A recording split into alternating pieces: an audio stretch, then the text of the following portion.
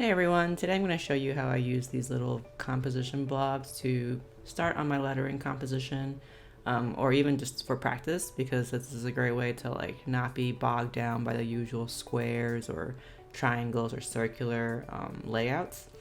So here I've just created a couple or 6 blobs, and they look a little bit weird, I know, but it'll make more sense once I start writing in the words and the letters. So for example, with this first one, so the quote I'm going to be using is "I love food," and because "I" is such a short word, we have to figure out a way to extend it. And I think one of the best ways to do that is through using faux calligraphy or script, because the entrance and exit strokes of each letter can help fill in space, like I did with this "I." And when you're doing this kind of practice, I highly recommend that you first start off just writing out the words without, making them into bubble letters or serifs or whatever style. The only thing you want to make sure you do is if you want to use script like I did with "I," then you want to start off with that. But everything else, I would just write in the letters, and then afterwards, once you fill in the space with the words, then you can go back and add in the styles.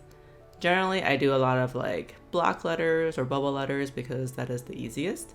But if you find that you have a lot of space for a word, then you can consider using serifs as well, because serifs do take up space. This is a great practice to do, or when you're just wanting to practice lettering and composition, you can grab a blank piece of paper or a journal or a notebook, whatever, and just draw some random shapes.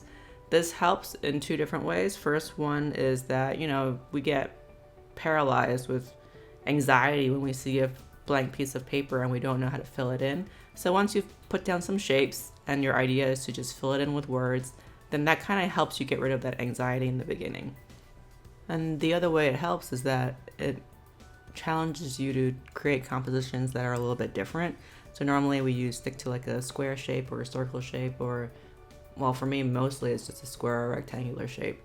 And so it's fine, but sometimes I just want to broaden my creativity, and just making these weird blobs makes you think outside of the box. So don't think too much about where things should go or how they should look. You can just follow the curves of the shape to help guide you in the letters and how you put them down, and have fun with it. These are just different thumbnail sketches that we're doing, and these are not the final products.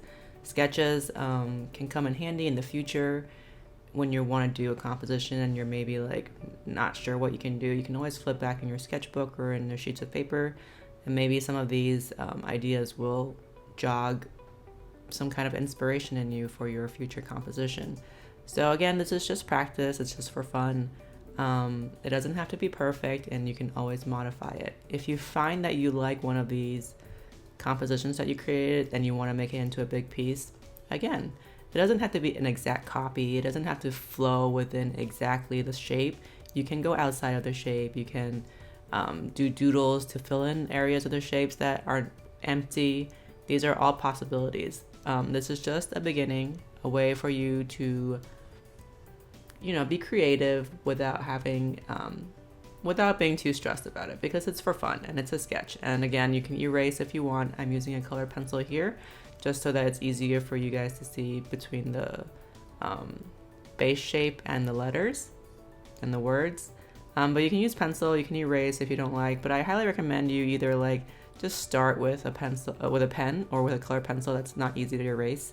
That way you're not tempted to be oh, this is not good, so I'm going to erase it and start over. Instead, just move on to the next shape, or redraw the shape and do a different one.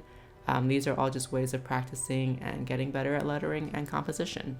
A lot of it is visually how you see things, and so if you don't like something, look at it and understand why you don't like it and how you would change it in the future. But it's not something bad to do something that you don't like. It's really just a way of learning.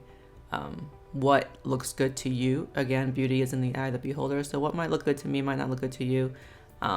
So don't be too hard on yourself. Don't think that you have to have a perfect sketch immediately.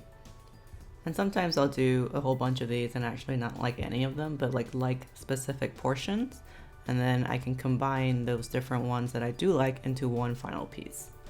And it doesn't have to be all letters. You can again add in doodles that relate to your quote, or just stars or hearts. If you have empty space within the shape, a great way to fill it in is with doodles.